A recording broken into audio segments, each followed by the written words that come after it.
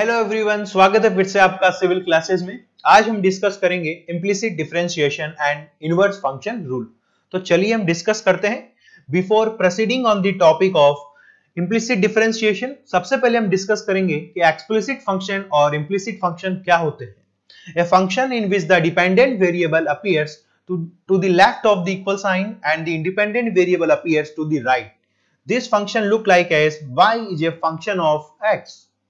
Okay, it shows y explicitly in terms of x. General तौर पर हम ये देखते हैं कि कुछ फंक्शन जो इस तरीके से होते हैं, y is a function of x. इनमें जो डिपेंडेंसी होती है, लाइक दैट जो y की डिपेंडेंसी है वो क्लियरली x के फॉर्मेट में रिप्रेजेंट की गई है।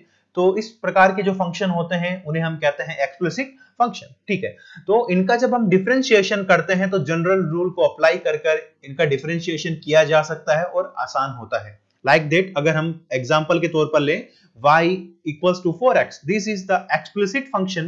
यहाँ हमें क्लियरली नजर आ रहा है कि जो y की डिपेंडेंसी है वो x के फॉर्मेट में है। So here dy by dx is equals to होगा हमारे पास 4। ओके, अगेन ये हमारे पास सेकंड फंक्शन है, y is equals to x to the power 2 plus 6x minus 7। so here again dy by dx okay equals to x to the power 2। so यहाँ पर हम क्या कर रहे हैं, एक हमारे पास पावर रूल लगेगा और जो पावर एक्सपोनेंट्स है वो मल्टीप्लाई में आ जाएगा। अगेन मल्टीप्लाई बाय x, जो पावर है उसमें से -1 हो जाएगा तो 2 - 1 is equals to 1। Again plus this is equals to 6। Okay, so dy by dx this something और जो हमारे पास कांस्टेंट है उसका क्या हो जाएगा, 0 हो जाएगा। सो बेसिकली एक्सप्लिसिट जो फंक्शन होते हैं उनका डिफरेंशिएशन करना आसान होता है, जिनमें जनरल तौर पर ऐसे फंक्शन होते हैं जिनमें डिपेंडेंसी हमें क्या दिखाई देती है, क्लियरली दिखाई देती है कि y की डिपेंडेंसी है x के फॉर्मेट में, या दूसरे फॉर्मेट में हम कह सकते हैं कि z is a function of a। ठीक है, तो यहाँ पर जो z की जो डिपेंडेंसी है वो क्लियरली हमें दिखाई दे रही है a के फॉर्मेट में। लाइक दैट अगर मैं कहूं कि z is equals to a square plus 1 divided by a to the power 4 plus 2, तो ये जो होगा हमारे पास एक्सप्लिसिट फंक्शन होगा। यहाँ पर जो j की जो डिपेंडेंसी है वो क्लियरली हमें दिखाई दे रही है a के फॉर्मेट में। Okay, so our next slide में हम डिस्कस करते हैं इम्प्लिसिट फंक्शन पर। In more advance economics sometimes we deal with implicit functions in which both variables, dependent or independent variables and constants are to the left of the equal sign. These functions it look like as functions f(x,y) is equals to 0. It does not show y explicitly in terms of x. ठीक है, like that हम कुछ इस तरीके से example देखते हैं कि 4x plus 2y is equals to 0। इस तरीके के जो हमारे पास फंक्शन होते हैं उनको हम बोलते हैं इम्प्लिसिट फंक्शन। और इम्प्लिसिट फंक्शन का डिफरेंशिएशन थोड़ा कॉम्प्लेक्स होता है और उसके लिए हमें इम्प्लिसिट डिफरेंशिएशन रूल की क्या पड़ती है, आवश्यकता होती है। सो some implicit functions can be easily converted to explicit functions by solving for the dependent variable in terms of the independent variable. Others cannot. For those not readily convertible, the derivative may be found by implicit differentiation. Okay, let's assume a function f(x,y) is equals to 0 and fy is not equal to 0, where what is here fy? The differentiation of particular function with respect to y variable is not equals to 0. So here dy by dx is equals to minus fx divided by fy. This is the partial differentiation. This is the partial differentiation. What is fx? Fx basically particular differentiation of this function with respect to x, and fy is equals to differentiation of this particular function with respect to y. Notice that the derivative dy by dx is the negative of the reciprocal of the corresponding partial derivatives. So here again dy by dx is equals to minus fx divided by fy is equals to minus 1 upon fy by fx here. Okay, तो basically हमने देखा कि जो implicit function होते हैं उनका हम क्या करते हैं, दो बार। पहली बार तो हम क्या करते हैं, पहले स्टेप में x के रेस्पेक्ट में उसको डिफरेंशिएट करते हैं, एंड सेकंड हम क्या करते हैं, y के रेस्पेक्ट में क्या करते हैं, डिफरेंशिएट करते हैं, और फिर उन दोनों का रेशियो कर हम dy by dx क्या करते हैं, फाउंड करते हैं। लाइक दैट हमारे पास एक फंक्शन है, लाइक दैट हमारे पास फंक्शन है 4x plus 2y is equals to 0। ठीक है, एक हमारे पास फंक्शन है दिस फॉर्मेट में, function of xy is equals to 0, therefore 4x plus 2y is equals to 0. सबसे पहले जो भी पार्टिकुलर फंक्शन होगा उसका हम fx फाइंड आउट करेंगे, मीनिंग दैट उस पार्टिकुलर फंक्शन को x के रेस्पेक्ट में डिफरेंशिएट करेंगे एंड अगेन हम क्या करेंगे fy फाइंड आउट करेंगे, मीनिंग दैट उस पार्टिकुलर फंक्शन को हम y के रेस्पेक्ट में डिफरेंशिएट करेंगे and again dy by dx के लिए हम क्या करेंगे, dy by dx के लिए basically minus fx divided by fy. ठीक है, तो इस हम रूल का क्या करेंगे, फॉलो करेंगे. बेसिकली ये रूल क्या होता है, इम्प्लिसिट डिफरेंशिएशन का ये रूल होता है. तो चलिए एग्जांपल लेते हैं. पहला जो एग्जांपल है वो है 7x to the power 2 minus y is equals to 0.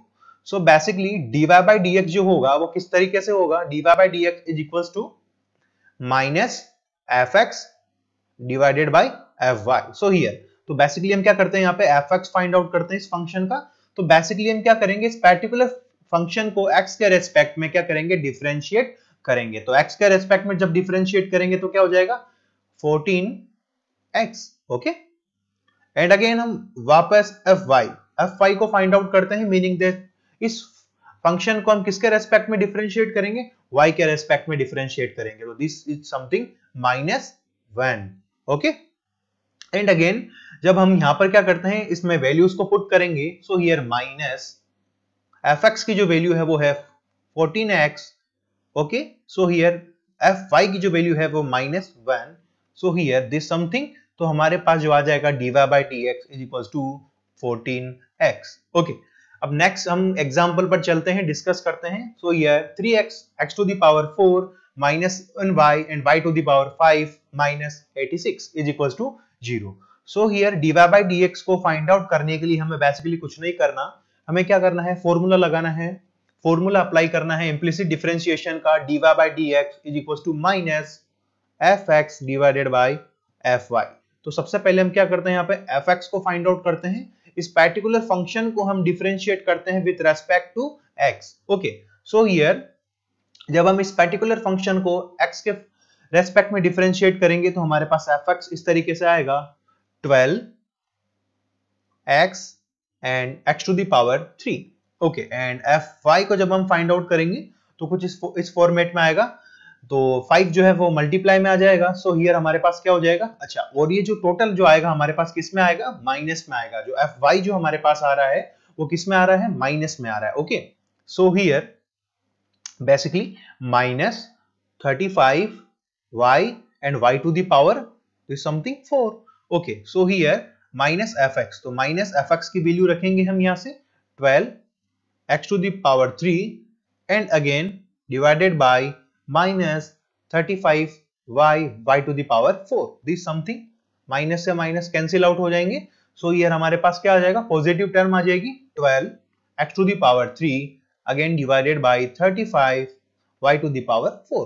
तो ये हमारे पास होते हैं इम्प्लिसिट डिफरेंशिएशन करने का रूल. बेसिकली करना कुछ नहीं होता है, dy by dx को फाइंड आउट करने के लिए हम जो भी हमारे पास फंक्शन दिया हुआ होता है उसमें हम पहले x के रेस्पेक्ट में क्या करते हैं, डिफरेंशिएशन करते हैं एंड अगेन हम उसको y के रेस्पेक्ट में डिफरेंशिएट करते हैं और दोनों का हम क्या कर देते हैं, रेशियो से हम dy by dx find out कर लेते हैं. ओके, अगेन हम डिस्कस करते हैं इनवर्स फंक्शन रूल पर. Given a function y is a function of x and inverse function x is a inverse function of y, here x is a inverse function of y exists if each value of y yields one and only one value of x.